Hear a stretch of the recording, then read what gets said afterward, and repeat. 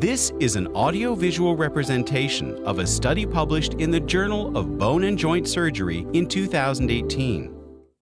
Diagnosis of a periprosthetic joint infection remains difficult because of a lack of any definitive diagnostic tests. Surgeons often rely on the patient's clinical presentation as well as serum and synovial inflammatory biomarkers to confirm diagnosis.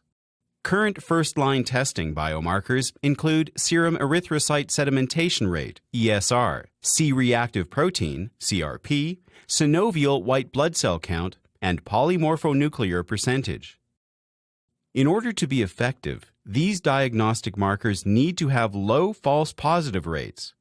However, the sensitivity and other diagnostic measures of these tests using a standardized definition of periprosthetic joint infection and the influence of infectious organisms on these inflammatory markers remain inadequately investigated. A group of researchers from Thomas Jefferson University performed a study to determine how inflammatory biomarkers differed between certain groups of organisms. The team reviewed 653 cases of hip or knee total joint arthroplasty revision and examined lab values and culture results of 549 cases of periprosthetic joint infections. Results showed that lab values were highly dependent on the type of organism, with these values being generally lower in patients with coagulase-negative Staphylococcus and culture-negative infections, and higher in patients with Staphylococcus aureus and antibiotic-resistant infections.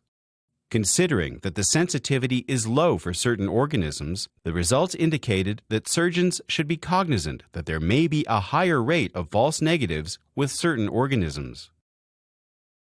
Thus, the results demonstrated that inflammatory biomarkers are influenced by the type of infectious organism. Additionally, surgeons should be aware that some low-virulence organisms may not provoke an inflammatory response sufficient to raise lab values above existing cutoff values, and therefore should consider the whole clinical picture when confirming diagnosis.